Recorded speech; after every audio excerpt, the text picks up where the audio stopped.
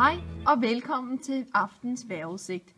Vi vil starte med det atmosfæriske cirkulation, da det er til grunden for vejret og klimaet på vores klode. Den atmosfæriske cirkulation er blandt andet med til at transportere store mængder af varmt og fugtigt luft fra ækvator mod polerne. Ved polarområderne dannes der en vedvarende afkøling, som den atmosfæriske cirkulation blander med de varme ækvatorlufte. Den atmosfæriske cirkulation er derfor med til at regulere temperaturerne på hele kloden. Dette ses på vores figur, hvor det varme luft fra ækvator kommer med konvektionsstrømmene op mod det kolde polarklima og bliver nedkølet. Vinden stiger op fra ækvator og bevæger sig mod nord og syd i de højere lag af atmosfæren. På den sydlige og nordlige side af ITK-zonen, altså den intertropiske konvergenszone, omkring breddegrad 30, vil der opstå et højtryk, fordi luften begynder at synke ned igen, da den varme luft, der er steget op for ækvator, afkøles. Dette kan se på modellen bag mig. Vi har ITK-zonen, der er den røde zone, der løber igennem tværs over ækvator, og lige på den nordlige og den sydlige side har vi højtrykkene. Vinden vil med det samme begynde at bevæge sig mod lavtryk, men da jorden roterer mod øst, vil vinden ramme ved siden af, men hele tiden blive trukket med. Dette kaldes en afbøjning, som altid går med urets retning på den nordlige halvkugle, som ses her, og mod urets retning på den sydlige halvkugle, som ses her. Vinden vil med det samme begynde at bevæge sig hen mod lavtryk, men da jorden roterer mod øst, vil vinden ramme ved siden af, men hele tiden blive trukket med. Dette kaldes en afbøjning, som altid går med urets retning på den nordlige halvkugle, hvilket ses her, og mod urets retning på den sydlige halvkugle, hvilket ses her. Dette kaldes også Coriolis-effekten. Og nu vil jeg så slutte af med at sende stafetten videre til min co-host Ida. Tak skal du have, Josefine. Jeg vil nu tale om polarfronten. Ved polarområderne er der højtryk, og det skaber polare østenvinde. Når disse østenvinde bevæger sig ned mod ækvator og mødes med de varmere vestenvinde fra syd, danner de det, vi kender som polarfronten. Polarfronten har også noget knyttet til sig, vi kalder jetstrømmen. Jetstrømmene er kraftige vinde op i troposfæren, der er knyttet til trykforskellene. Polarfrontens jetstrømme er meget varierende, men når de er på deres kraftigste, kan de nå op på vindhastigheder som 100 meter i sekundet. Det leder mig videre til at tale om det vandrende lavtryk.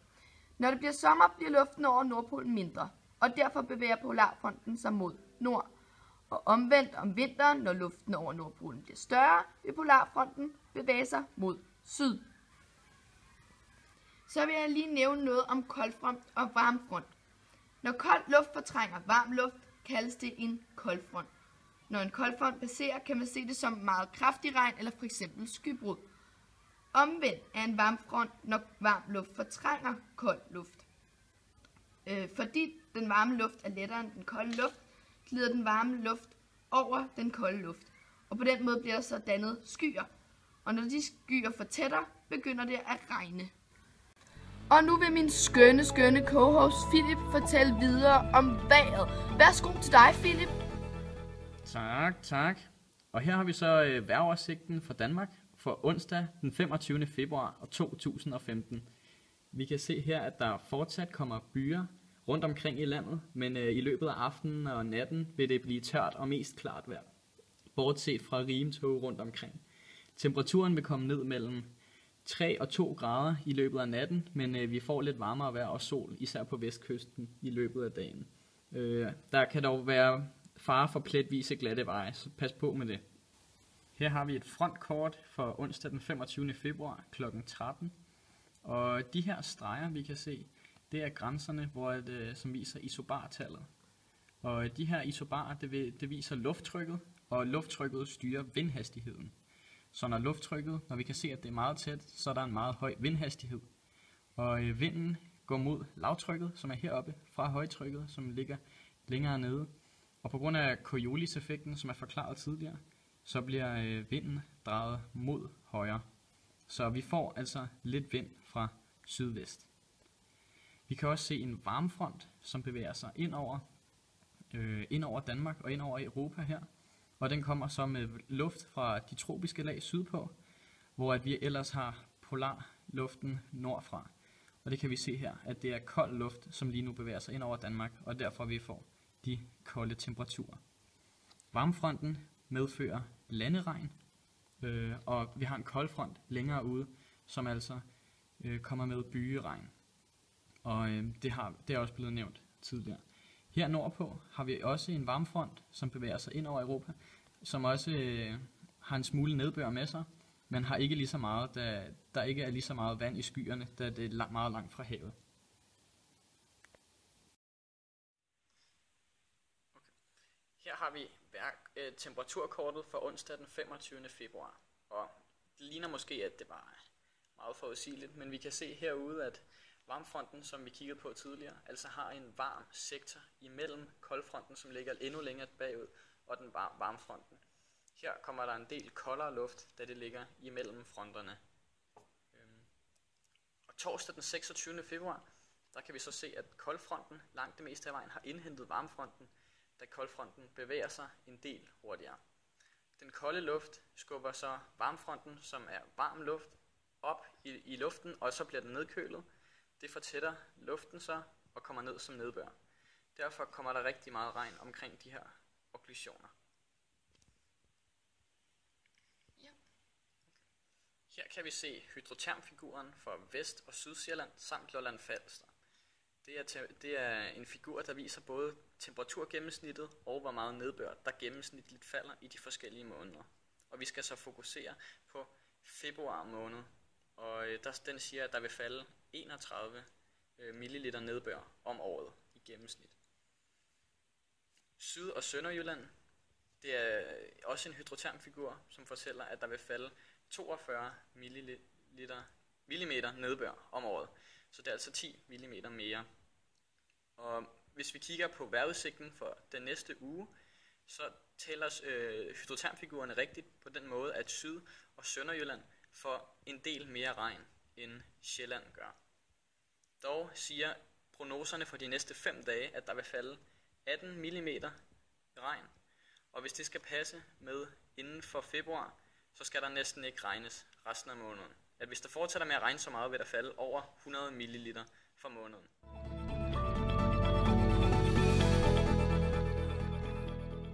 Jeg vil gerne fortælle lidt om vandets kredsløb, som vi kan se illustreret på den her tegning her. Vi kan se, at solen skinner ned på havet her, hvor der er noget af havets vand, der vil fordampe op i atmosfæren. Når det når op i atmosfæren, så vil det fortættes, fordi luften er kold. Og når luftfugtigheden så har nået 100%, så vil de her vandpartikler simpelthen falde ned i form af nedbør. Der sker forskellige ting med nedbøren. Noget af nedbøren vil simpelthen bare strømme ud igen til havet eller til nogle søer gennem åer, hvor det så vil fordampes igen af solen, mens der er andet, der vil optages af vegetation, af planter, eller simpelthen infiltreres i jorden, i undergrunden, hvor det så vil omdannes til grundvand, drikkevand for os mennesker. Ja. Og her kan vi så se, hvor meget nedbør der er faldet i 2014. Og det her stemmer jo egentlig meget godt overens med de hydrotermfigurer, vi fik præsenteret tidligere, hvor vi kunne se, at der var generelt mere nedbør i de jyske egne end i de sjællandske. En anden vigtig ting lige at nævne i den her sammenhæng er, at der ved infiltration i jorden til grundvandsdannelsen er forskel på, hvor hurtigt det infiltreres. Altså, Sjælland er udpræget leret jord, består af leret jord, som tager til betydeligt længere tid at infiltrere end i det sandede jord, som er især gældende her i det veste, i Vestjylland.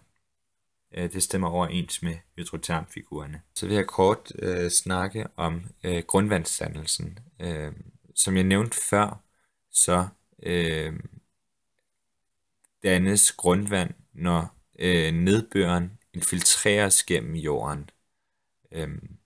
Hvis vi nu forestiller os, at der kommer noget nedbør ned her, så vil noget af nedbøren, den vil optages af vegetationen her i det øverste lag af jorden, det man kalder rodzonen, men det vil så sive videre ned i det man kalder den umættede zone her. Det er sådan, at jorden den består af en masse bitte små hulrum eller det man kalder porer. Og i den umættede zone er det så sådan, at de her porer kun delvist er fyldt med vand og luft. Så vandet infiltrerer sig længere ned, og vi vil så komme til det man kalder den mættede zone eller grundvandszonen. Og det er simpelthen bare forskellen er så bare, at alle hulrum så er fyldt med vand i den her zone her. Og toppen af grundvandszonen kaldes for grundvandsspejlet. Det her, det er den stimlede linje, der går her. I grundvandszonen bevæger vandet sig mere eller mindre vandret mod områder, hvor grundvandsspejlet ligger lavere. En stor del af det allerøverste vand i grundvandszonen strømmer med en ganske svag hældning mod vandløb, søer og havet. Herfra fordamper vandet atter, og kredsløbet er altså sluttet, kan man sige, eller er gået i ring. Ja. For os mennesker er det jo rigtig vigtigt, at vi har grundvand, fordi vi kan simpelthen ikke leve foruden. Det er så her, vi har det, vi kalder vandbalanceligningen, der illustrerer sammenhængen mellem nedbøren, fordampningen, afstrømningen og den oppumpede vandmængde. Og F står for den aktuelle fordampning. AO står for overfladeafstrømningen. AU står for grundvandsafstrømning eller den underjordiske afstrømning, mens Q står for den oppumpede vandmængde. Så det vil altså sige, at nedbør per år skal svare overens med alle de her faktorer. Der vil selvfølgelig være nogle små afvigelser i vandbalancen, i det, at der er noget af vandet, der vil gå tabt i atmosfæren for eksempel, men man siger ligesom, at det opvejer hinanden, fordi der bliver også ligesom skabt vand. Så, og det er så simpelthen så lidt at snakke om, at det er underordnet. Man kan så manipulere med den her vandbalanceligning på højre siden selvfølgelig, ved for eksempel, hvis man nu forøger Q, den oppumpede vandmængde. Altså hvis man gør det, vil man blandt andet kunne påvirke vandløbenes vandføring, ikke? Omvendt vil man ved kunstig infiltration, det vil sige oppumpning og udspredning af søvand, kunne forøge nedbøren og dermed forøge ledene på højre, altså som jeg sagde, forøge nedbørene, ledene på den højre siden af vandbalanceligningen.